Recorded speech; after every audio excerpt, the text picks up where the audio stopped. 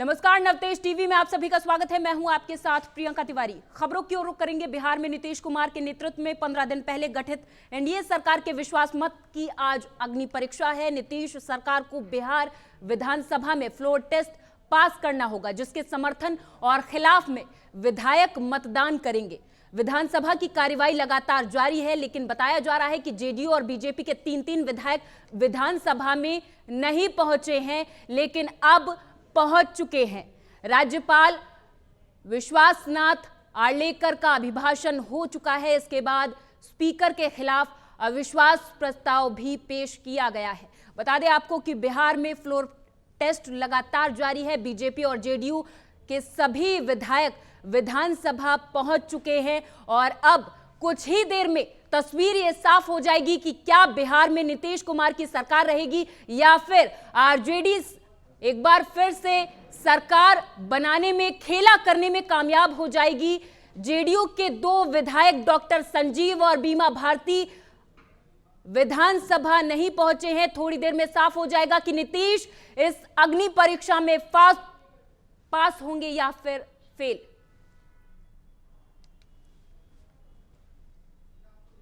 खबरों की ओर रुख करेंगे। किसान आंदोलन एक बार फिर से शुरू हो रहा है। पंजाब और हरियाणा के किसानों ने 13 फरवरी को दिल्ली कूच करने का ऐलान कर दिया है। न्यूनतम समर्थन मूल्य के लिए कानूनी गारंटी, स्वामीनाथन आयोग की सिफारिशें लागू करने सहित अन्य मांगों को लेकर दिल्ली कूच का ऐलान किसानों की तरफ से किया गया है। राजस्थान के हजारों किसान भी इस आंदोलन में हिस्सा लेने वाले हैं। किसानों के दिल्ली कूच के ऐलान को देखते हुए राजस्थान में भी अलर्ट जारी कर दिया गया है, तो वहीं पंजाब और हरियाणा के सीमावर्ती जिलों में धारा 144 लागू कर दी गई है। श्रीगंगानगर, हनुमानगढ़ और अनूपगढ़ जिले में धारा 144 लगा दी गई है और पंजाब हरियाणा बॉर्डर को सील भी कर दिया गया है।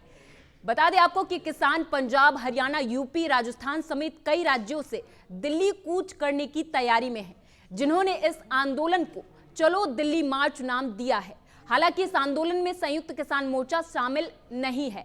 ये कुछ किसान संगठनों का प्रदर्शन है, लेकिन फिर भी किसानों की तैयारियों को देखते हुए पुलिस प्रशासन अलर्ट है।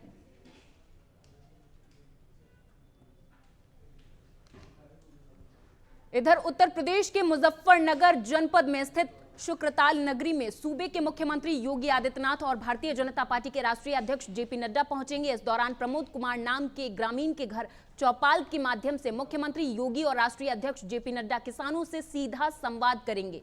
बताया जा रहा है कि जहां इस कार्यक्रम का देश के सभी जिलों में एलईडी के माध्यम से लाइव प्रसारण किया जाएगा, तो वहीं कार्यक्रम में किसानों से संवाद करते हुए मुख्यमंत्री योगी और भाजपा राष्ट्रीय अध्यक्ष जेपी नड्डा केंद्र सरकार की 10 सालों की उपलब्धियां भी गिनवाएंगे। यहाँ जो है किसानों से सीधा संवाद है। यहाँ लगभग हमारे गांव के ही जो 100-120 किसान उनकी एंट्री होगी और उनसे किसानों से संबंधित जो भी बातें हैं वे होंगी बैठकर। किस टाइम प्रोग्राम रहेगा उनका? ये लगभग 2:30 बजे के आसपास का है। आपके घर पे? हाँ जी। चौपाल प्रोग्राम है? चौपाल एक किस्म से जो है चौपाल लगेगी, वही जो है उनका सामने जो चारपाई और मुड्ढे इस तरह की व्यवस्था जो बिल्कुल एक चौपाल में होती है गांव में जो है, जो किसान की जो पृष्ठभूमि है बिल्कुल उससे जुड़ा हुआ ही है। जनपद मुजफ्फरनगर में कल 12 तारीख को माननीय मुख्यमंत्री उत्तर प्रदेश के योगी आदित्यनाथ जी का एवं राष्ट्रीय अध्यक्ष भारतीय जनता पार्टी नड्डा जी का कार्यक्रम यहाँ शुक्र तीर्थ में प्रस्तावित है। उसके लिए 1200 सिविल पुलिस, 5 कंपनी पीएसी, एक एटीएस स्पॉट कमांडो टीम और एक फ्लड कंपनी पीएसी की लगाई जा रही है। इसमें अभी डिटेल में ब्रीफिंग कर दी गई है कि हेलीपैड पर कार्यक्रम स्थल और ग्राम और ट्रैफिक से जुड़े हुए जितने भी आयाम हैं सबको बता दिया गया है कि उनको क्या करना है और ड्रोन्स अलाउड नहीं रहेंगे। हम लोग इसका भी हमने प्रचार प्रसार कर दिया है और ट्रैफिक की पार्किंग की हमने वृहद व्यवस्था की है ताकि पब्लिक को या वीवीआईपीज़ को यहाँ पर पहुँचने पर और वापस जाते वक्त किसी प्रकार के जाम का सामना ना करना पड़े। क्योंकि हम 2024 के लोकसभा चुनाव के मुहाने पर खड़े हैं और भारत किसानों का देश है, इसलिए भारतीय जनता पार्टी किसान मोर्चे के द्वारा एक कार्यक्रम किसानों के बीच में जाने का तय किया गया है। उस कार्यक्रम के अंतर्गत भारतीय जनता पार्टी किसान मोर्चा प्रत्येक गांव में जाएगा, परिक्रमा करेगा गांव की उसके बाद किसानों के बीच चौपाल करेगा और उस चौपाल को करने के बाद उसके बीच उसमें जो है जो भी हमारी उपलब्धियां हैं भारतीय जनता पार्टी की माननीय मोदी जी के द्वारा पिछले 10 साल की, उनकी चर्चा करेंगे और जो भी समस्याएं किसानों की होंगी जिनकी अभी आवश्यकता है उस पर भी जो संकल्प पत्र में जिनको हमको रखना है उस विषय पर भी हम लोग उस बीच में बैठ करके चर्चा करेंगे। खबर अजमेर से है, जहां डिप्टी सीएम प्रेमचंद बैरवा और जल संसाधन मंत्री सुरेश सिंह रावत ने अराई में सेंट्रल कोऑपरेटिव बैंक की शाखा का उद्घाटन किया है। कार्यक्रम को संबोधित करते हुए डिप्टी सीएम बैरवा ने कहा कि राजस्थान के विकास में हर एक व्यक्ति को भागीदार बनना होगा, तभी राजस्थान का विकास हो पाएगा। बैरवा ने कहा कि विकसित भारत योजनाओं के तहत सभी लोगों को केंद्र और राज्य सरकार की योजनाओं को लाभ उन्हें मिलना चाहिए। इसके लिए सभी को प्रयत्नशील होना होगा और आम जनता का सहयोग भी इसमें जरूरी है। और मुझे ऐसा लगा कि निश्चित रूप से मैं पहले भी आप लोगों के बीच में माननीय सावरलाल जी के साथ इधर आया करता था, तो हमारे इस क्षेत्र के लोग इतने सहज और इतने प्यार और सहयोग वाले लोग रहते हैं। और मेरे ऊपर भी आपकी दया दृष्टि बनाए रखना, क्योंकि मुझे भी नया नया उप मुख्यमंत्री बनाया है, तो आप लोगों के सहयोग की आवश्यकता रहेगी। देखिए, अब आपने समस्या बताई, इसका समाधान के लिए माननीय चिकित्सा मंत्री से हम बात करेंगे और हमारी जो सरकार है उसका उद्देश्य है कि आम जनता को राहत मिले, चाहे वो चिकित्सा के क्षेत्र में हो, चाहे वो स्वास्थ्य जिसमें पानी के क्षेत्र में हो, चाहे रोड के क्षेत्र में हो, चाहे बिजली के क्षेत्र के अंदर हो, हर क्षेत्र के अंदर चाहे किसान हो, चाहे मजदूर हो, चाहे सभी युवा हो, सभी लोगों को राहत मिले, इसके लिए सरकार हमारी। इधर अजमेर में 5 साल से भी लंबे इंतजार के बाद अजमेर को साइंस पार्क की सौगात मिल गई है। विधानसभा स्पीकर वासुदेव देवनानी की पहल के बाद केंद्र सरकार ने अनुमति दी। इसके बाद स्पीकर देवनानी ने कलेक्टर डॉक्टर भारती दीक्षित सहित विकास प्राधिकरण और डिपार्टमेंट ऑफ साइंस टेक्नोलॉजी के अधिकारियों के साथ निर्माण स्थल का निरीक्षण किया है। स्पीकर देवनानी ने कहा कि विज्ञान देश का भविष्य तय करता है और इस साइंस पार्क के निर्माण के बाद विद्यार्थियों को विज्ञान के क्षेत्र में अपनी उत्सुकताओं को शांत करने के साथ ही नए प्रयोगों के बारे में नवीनतम जानकारियां मिल सकेंगी।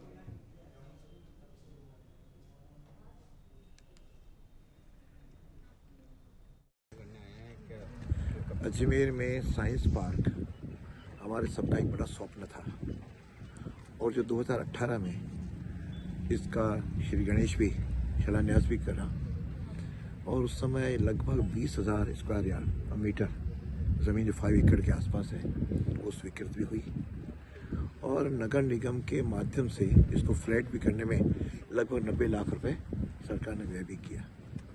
लेकिन राजनीतिक कारणों से 5 साल तक अजमेर को के साथ सौतेला व्यवहार हुआ और इसको प्रोजेक्ट को ठंडे बस्ते में डाल दिया गया। यूपी के बहराइच में स्वास्थ्य सेवा राष्ट्र सेवा की भावना से नेशनल मेडिकोज ऑर्गेनाइजेशन के तत्वाधान में एक विशाल मेगा स्वास्थ्य शिविर का आयोजन किया गया। बता दें कि ये शिविर उत्तर प्रदेश सरकार के निर्देश पर लगाए गए थे, जिसमें तकरीबन 58 से अधिक चिकित्सा संस्थानों के विशेषज्ञों ने तकरीबन 7500 मरीजों का स्वास्थ्य परीक्षण किया है।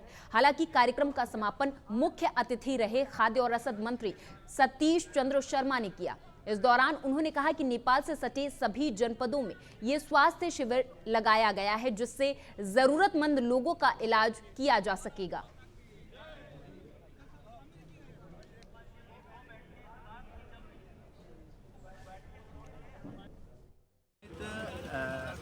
बहराइच सहित प्रदेश के 6 सीमावर्ती जनपदों में स्वास्थ्य कैंप का आयोजन गुरु गोरखनाथ स्वास्थ्य कैंप का आयोजन किया गया, जिसमें 250 से अधिक कैंप लगाए गए। लगभग 2 लाख से अधिक मरीजों का वहाँ पर जो है जांच की गई, उनके इलाज की सुविधा उपलब्ध कराने का काम किया गया।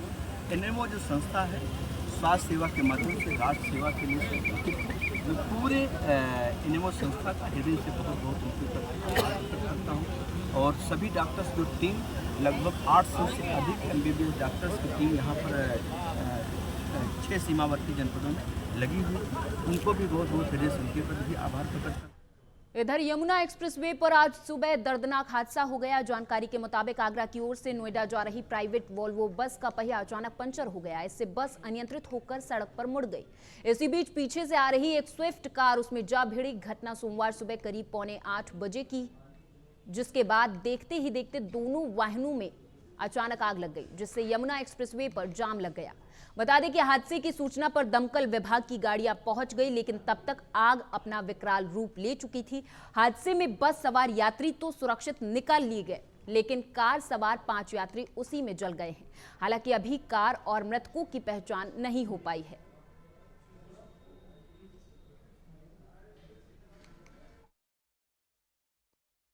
ये थाना महावन क्षेत्र में आगरा नोएडा पटरी पे माइलस्टोन 117 के पास आज मॉर्निंग में एक एक्सीडेंट हुआ है, जिसमें एक बस और स्विफ्ट गाड़ी के बीच में टक्कर हुई है। अभी तक की जांच में ये बताया जा रहा है कि संभवतः जो आगे जो बस चल रही थी उसका टायर फटा और उसका संतुलन बिगड़ा और वो टर्न कर गई और पीछे से जो स्विफ्ट गाड़ी आ रही थी उससे उसकी टक्कर हुई और तत्काल दोनों गाड़ियों में आग लग गई। बस में जो लोग सवार थे वो सुरक्षित निकल गए, परंतु गाड़ी में काफ़ी तेज़ी से आग लगी थी। उसके अंदर जो लोग थे वो झुलस गए हैं। बताया जा रहा 5 लोग जो है अंदर झुलसे हैं। अभी एक व्यक्ति का आइडेंटिफिकेशन इसमें हुआ है, उसके परिजनों से संपर्क किया जा रहा है और कौन कौन लोग इसमें थे इसके बारे में जानकारी की जा रही है।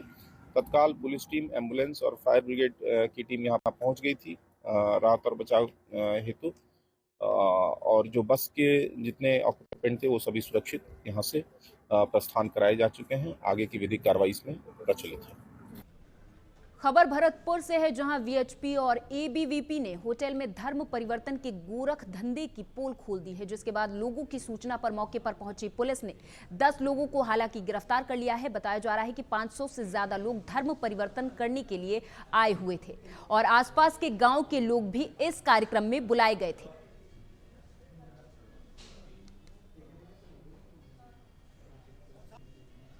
कुछ देर पहले हमें सूचना मिली थी कि सोनार हवेली में कुछ लोग धर्म परिवर्तन कराने जा रहे हैं। हमें जैसी ही सूचना मिली हम तुरंत कार्यकर्ताओं सहित यहाँ पहुँचे हैं और वास्तव में सूचना सही थी।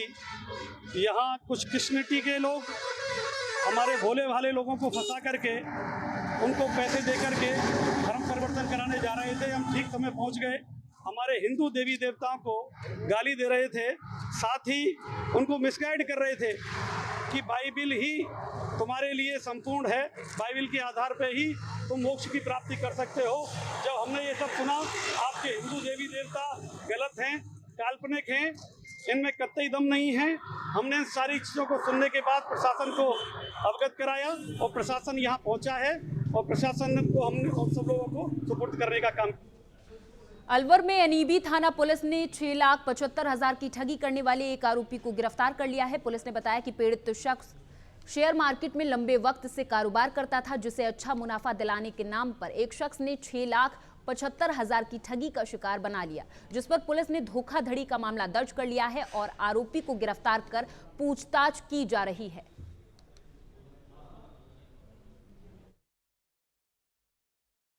देखो, दिनांक 6/1/2024 को श्री रमाकांत शर्मा परिवादी ने थाने पर उपस्थित होकर एक रिपोर्ट दर्ज कराई थी कि शेयर मार्केट के नाम पर 6,75,000 रुपये ऑनलाइन मेरे साथ ठगी हो गई है, जिस पर मुकदमा दर्ज कर संदिग्ध खाताधारक सलमान खलीफा को गिरफ्तार किया गया है, जिसे न्यायालय से पीसी रिमांड पर लेकर अनुसंधान किया जा रहा है। अलवर कोतवाली थाना पुलिस ने दिल्ली पुलिस में नौकरी लगाने के मामले में 10.5 लाख रुपए की ठगी का मामला दर्ज किया है। कोतवाली थाने के सहायक उपनिरीक्षक हितेंद्र कुमार ने बताया कि परिवादी सुनील कुमार ने थाने पर मामला दर्ज कराया कि अगस्त 2022 में दिल्ली पुलिस में ड्राइवर पद के लिए शारीरिक परीक्षण तैयारी के लिए इंदिरा गांधी स्टेडियम में जाता था। इस दौरान उसकी मुलाकात इंदिरा गांधी स्टेडियम में 2 लोगों से हुई और दोनों ने नौकरी लगवाने का उसे आश्वासन भी दिया।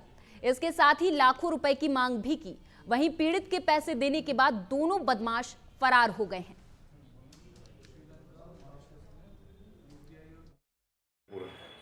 एक मुस्तगी शहर सुनील कुमार पुत्र धर्म सिंह जाति अहीर निवासी नंगली म्यूनसिपल सेल अलवर, इसने मुकदमा दर्ज कराया है कि सुमित यादव सनोफ चंद्रभान यादव और चंद्रभान सनोफ हरिकिशन, ये पिता पुत्र हैं दोनों। मुकदमा परिवादी ने जो दर्ज कराई थी 56(3) से इस्तगासा के माध्यम से, उसमें आरोप लगाया है कि आरोपी पक्ष ने इससे दिल्ली पुलिस में भर्ती के नाम पर 2022 में 12 लाख की डिमांड की गई थी, जिसमें 10-10.5 लाख रुपए प्राप्त कर लिए, कुछ ऑनलाइन और कुछ कैश। ये आरोप है। इस संबंध में प्रकरण दर्ज हुआ है, अनुसंधान जारी है, जो भी सत्यता के आधार पर। अगली खबर रावत भाटा से है, जहां भैंसरोगढ़ वन्य जीव अभयारण्य क्षेत्र में मंडेसरा गांव के एक खेत में शिकारी के लगाए जाल में एक मादा तेंदुआ फंस गई, जो जाल में फंसने के बाद दिन भर जाल में फंसी रही, जिसके बाद लोगों की सूचना पर कोटा बायोलॉजिकल पार्क और मुकुंदरा टाइगर रिजर्व की टीम मौके पर पहुंची और तेंदुए को आजाद करवाया।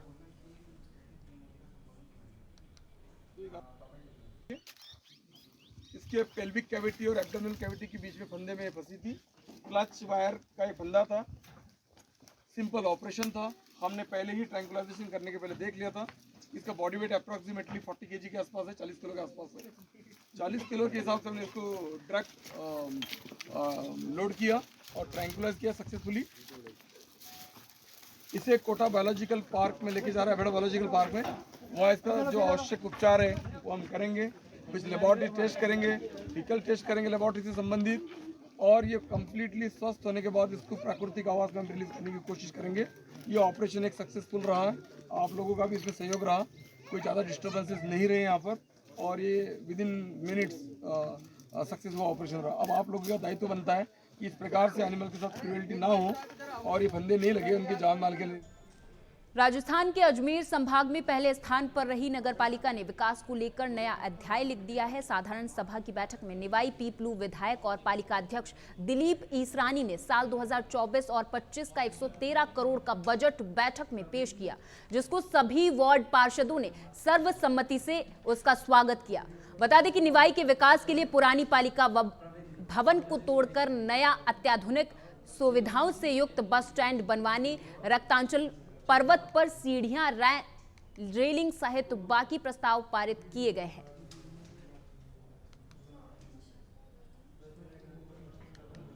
बस स्टैंड का निर्माण है, सेंट्रल पार्क का निर्माण है, चौपाटी है, सामुदायिक भवन है, प्रताप स्टेडियम है, शिवाजी पार्क है। ये सब नए कार्य हैं जो एक निवाई को नई दिशा देंगे। एक हमारा पहाड़ पे हमने घोषणा की थी आदरणीय विधायक महोदय ने, रामलला के जब प्रोग्राम हुआ था उस टाइम पहाड़ पर सीढ़ियां चढ़ाने की घोषणा की थी, वो भी आज हमने बोर्ड की मीटिंग के अंदर प्रस्ताव ले लिया। 113 करोड़ का जो बजट पारित हुआ है वो निवाई शहर के लिए नए विकास के आयाम स्थापित होंगे, ये मेरा आपसे निवेदन है। एप्लीकेशन देता है, काम उस टाइम नहीं हो पा रहा, उसको कहते हैं भाई 10 दिन बाद में आके या 7 दिन बाद आके, महीने भर बाद आके वो काम कर ले, लेकिन उस महीने भर वो काम होना ही चाहिए। फिर ये नहीं होना चाहिए कि सादा वो टेबल पे वो आदमी नहीं है, वो बिल्कुल स्ट्रिक्टली इस चीज को रखें। ये जो चल गया ना, तो चुपचाप दिया, निकल गया और काम हो गया, उसका तो हो गया, आम आदमी नहीं दे पा रहा, क्योंकि भ्रष्टाचार के ऊपर 0 टॉलरेंस पे। अभी वन विभाग का देख लो, आपका माइंस का देख लो, इतना जबरदस्त अभियान चल रहा है कि जो पूर्व MLA उनके 1 करोड़ 84 लाख की पेनल्टी लगी और 60। तो प्रशासन जब कोई चलाता है, अभियान चलाता है, तो हमें भी उसका सहयोग करना चाहिए। सरकार का अगर कोई अभियान है हमें भी चलाना चाहिए। तो आप लोगों ने बुलाया, मान सम्मान दिया, मेरे से कभी भी कोई भी हो, मिलने जुलने का कोई काम हो, व्यक्तिगत हो, मैं यही रहता हूँ, महीने में 20-22 दिन यही रहता हूँ, जयपुर में कोई मीटिंग है या कुछ चला जाता हूँ, तो आप कभी भी मेरे से व्यक्तिगत मिले। खबर चाकसू से है, जहां स्टेट हाईवे 2 पर कादेड़ा गांव के पास सवारियों से भरी एक बस अनियंत्रित होकर पलट गई। हादसे में बस के सवार 2 दर्जन सवारियां इसमें घायल हो गई हैं, जबकि 3 महीने की मासूम बच्ची की मौत हो गई है। बस पलटने की सूचना पर पुलिस हालांकि मौके पर पहुंची और घायलों को उपजिला अस्पताल में भर्ती करवा दिया है। वहीं इसकी सूचना पर स्थानीय विधायक रामावतार बैरवा भी मौके पर पहुंचे और घटना की जानकारी ली। घायलों ने बताया कि ग्रामीण बस चाकसू से सवारियां भरकर फागी की ओर जा रही थी। इस बीच कादेड़ा गांव के पास पहुंचने पर बस बेकाबू हो गई और जिससे यह भयानक हादसा हुआ है।